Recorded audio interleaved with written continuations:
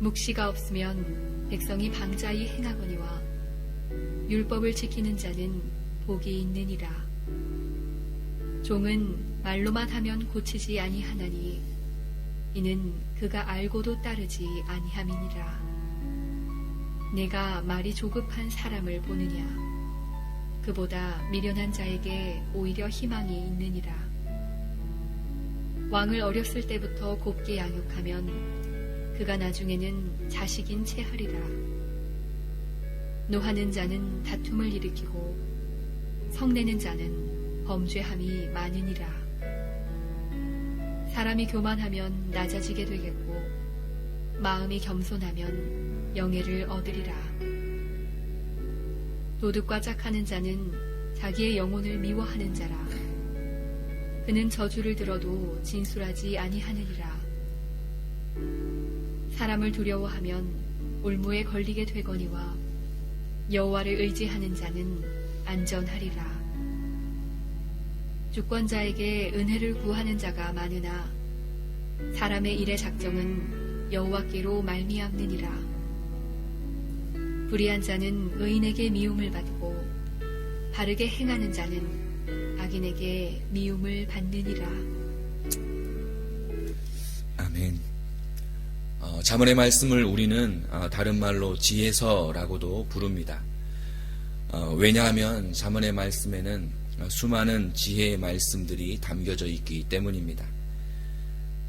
그래서 우리는 잠언의 말씀을 묵상하면서 잠언의 말씀을 볼 때에 잠언의 말씀은 하나의 좋은 말씀으로 마치 탈무드와 같은 지혜의 말씀으로 우리가 어떻게 하면 부자가 되고 어떻게 하면 장수하고 또 어떻게 하면 이 땅에서 존경받는 삶을 살 것인지에 대해서 알려주는 책으로 오해하기 쉽습니다. 그런데 잠언이라는 책은 어떤 교양과 인생의 처세나 도덕을 알려주는 책이 아니라 잠언의 말씀을 자세히 묵상해 보면 하나님의 말씀을 우리가 따라 살 것인지 아니면 우리가 원하는 삶을 따라 살 것인지에 대해서 분명히 결정하도록 우리에게 하나님께서 강력하게 말씀하고 있는 그런 말씀입니다. 그래서 잠언의 말씀이 이 땅을 살아가는 단순한 지혜의 말씀이 아니라 이 땅에서의 삶이 전부인 것처럼 여기며 하나님 없이 사는 삶은 이 땅에서의 아무리 화려한 삶을 산다 할지라도 영원한 것이 없고 희망이 없이 화려한 꽃과 같은 인생이기에 하나님의 말씀을 깨닫고 하나님을 경외함으로 영원한 것을 선택하는 지혜자가 되라고 강조하여 우리에게 말씀하고 있습니다. 특별히 오늘 말씀은 솔로몬의 잠언 가운데 마지막 부분으로 그 모든 잠언의 말씀에 관한 결론이라고 할 수 있습니다. 그 중에서도 본문이 되는 핵심이 되는 18절 말씀이 있는데 18절 말씀을 함께 읽어보겠습니다. 함께 읽겠습니다. 시작. 묵시가 없으면 백성이 방자히 행하거니와 율법을 지키는 자는 복이 있느니라. 아멘. 여기에서 묵시라는 뜻은 주님께서 내 생명을 깨우쳐 주시고 우리의 말씀으로 하나님의 말씀으로 분별할 수 있도록 하는 그 생명의 말씀을 의지합니다. 또한 방자히 행한다라는 뜻은 어려워하거나 조심스러워하는 태도가 없이 자기의 생각대로 행하는 모습을 이야기합니다. 즉 묵시가 없으면 방자히 행한다라는 뜻은 하나님의 생명의 말씀과 하나님을 두려워하는 마음이 없이 자기의 생각대로 자기 소견에 옳은 대로 살아가는 그런 삶을 의미합니다. 세상의 도덕적이고 윤리적인 가치관과 그 기준으로 볼 때에는 아무런 문제가 없이 잘 사는 것 같아 보이지만 하나님의 말씀 없이 자기의 판단과 자기의 지혜와 자기의 옳은 소견대로 살아가는 삶은 하나님 보시기에 모두 방자히 행하는 자와 같다라는 말씀입니다. 그래서 잠언의 말씀을 우리에게 주신 목적은 잠언 하나하나의 말씀을 통해서 하나님의 말씀이 유한한 세상의 화려함을 뒤쫓아 살아가는 저희의 삶이 아니라 그 유혹에 빠져가는 시간을 허비하는 삶이 아니라 하나님의 자녀로서 생명의 말씀을 따라 살아가도록 우리에게 말씀을 주셨습니다. 그럼에도 불구하고 우리는 이 사실을 가끔 세상의 기준에 우리가 도덕적으로나 윤리적으로 거리낌이 없으면 하나님도 그렇게 우리를 평가하실 것이다 라고 오해하며 살아갈 때가 있습니다.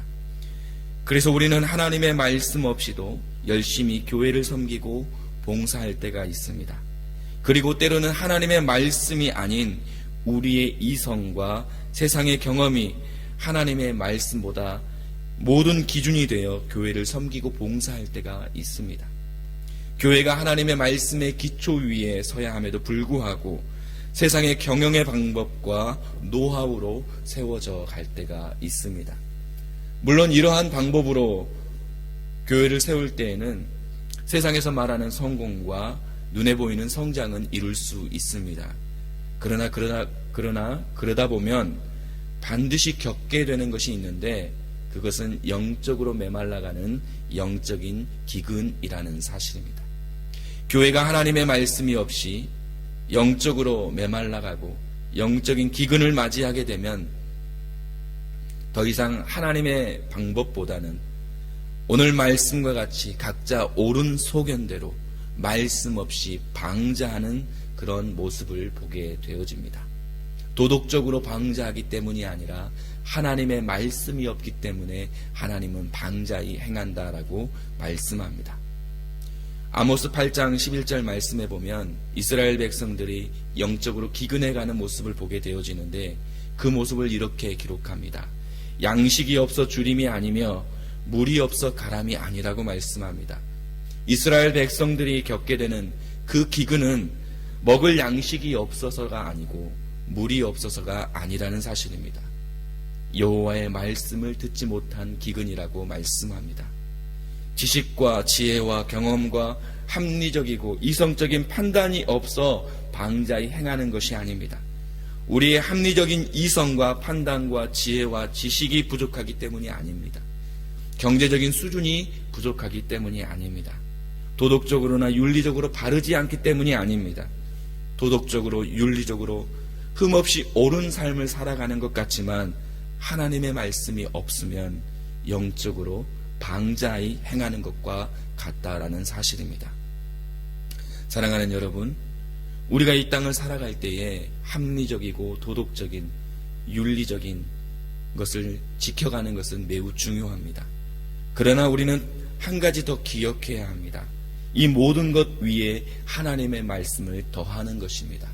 이 모든 것 가운데 하나님의 말씀이 중심이 되어야 하는 것입니다. 우리가 합리적인 이성을 가지고 판단하되 하나님의 말씀이 그 중심이 되어야 합니다.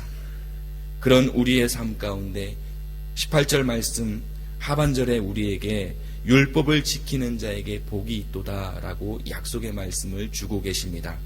하나님은 반드시 하나님의 약속의 말씀이 없는 자들, 율법을 지키지 않고 이 땅에 화려한 삶을 살아가는 자가 복이 있다고 말씀하지 않으시고 하나님의 그 율법의 말씀을 따라 살아가는 자에게 복을 주시겠다, 영원한 복을 주시겠다라고 우리에게 약속의 말씀을 주고 계십니다.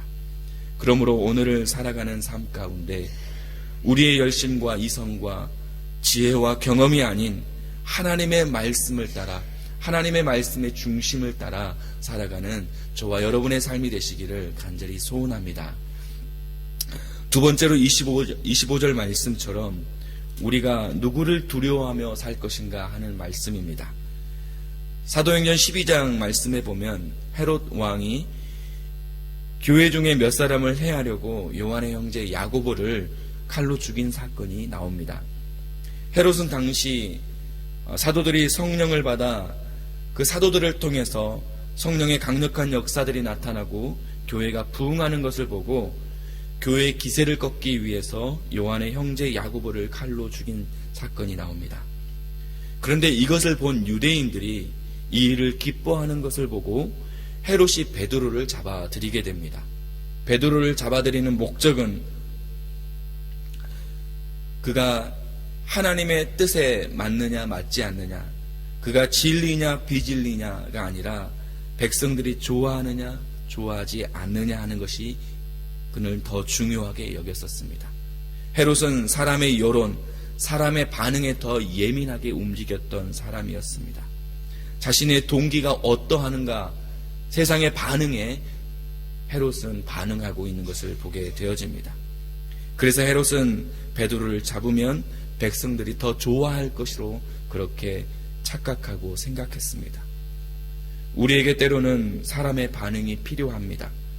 그러나 너무 그 반응하게 예민하여지면 판단 기준에 대한 분별력을 잃게 되어집니다. 그래서 우리는 하나님의 음성과 뜻을 더 중요하게 여기는 믿음이 우리에게 있어야 합니다. 사람의 소리와 사람의 반응에 예민하게 되어지면 처음에는 우리에게 유익이 되어지는 것 같지만 그것이 우리를 그리고 나를 파멸하는 함정이 될 때가 있습니다. 이사야 31장에도 보면 이스라엘 백성들이 아수르의 공격에 대비하여서 마병들이 많은 애굽 사람들을 의지하는 모습을 본 이사야 선지자가 이렇게 이야기합니다. 애굽은 사람이 아니요 신이 아니며 그 말들은 육체요 영이 아니라 여호와께서 그 손을 드시면 돕는 자도 넘어지며 도움을 받는 자도 엎드러질 것이다 라고 말씀합니다. 이스라엘 백성들은 전쟁에 필요한 말 때문에 애굽을 의지하지만 그들은 그 말들은 하나님이 만드신 피조물에 불과하다라는 것입니다. 그래서 하나님이 버리시면 아무것도 아니기에 우리는 사람을 의지하는 것이나 사람의 뜻을 따라가는 삶이 아니라 이 땅의 힘을 의지하는 삶이 우리가 되어서는 안 된다라는 이유입니다. 시편 기자도 사람을 의지하고 사람을 따라가는 어리석음에 대해서 방백들을 의지하지 말며 도울 힘이 없는 인생을 의지하지 말지니 라고 말씀하면서 여호와 자기 하나님에게 그 소망을 두는 자는 복이 있도다 라고 말씀합니다. 당장 우리에게 강해 보이는 것, 당장 우리의 도움이 되는 것에 소원을 두는 것은 우리가 영원한 소망이 없다는 것입니다. 그러나 하나님의 앞에 여호와 앞에 소망을 두는 자는 우리의 영원한 복이 있다라고 시편 기자는 우리에게 말씀합니다. 또한 오늘 본문에서도 사람을 두려워하면 올무에 걸리게 되거니와 여호와를 의지하는 자는 안전하리라 라고 말씀합니다. 주권자에게 은혜를 구하는 자가 많으나 사람의 일의 작정은 여호와께 있다라고 말씀합니다.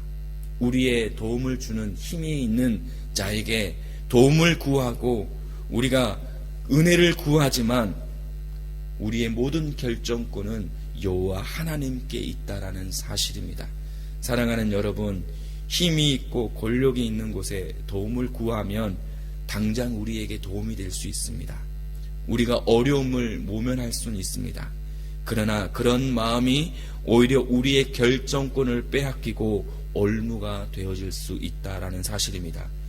그러므로 오늘 하루 우리가 진정으로 의지하며 우리의 삶의 결정권을 가지고 계시는 여호와 하나님께 소망을 두심으로 주님께서 우리의 승리가 되어주시고 주님께서 우리의 삶을 이끌어주심을 삶으로 경험하는 복된 믿음의 하루 되시기를 주님의 이름으로 축원드립니다.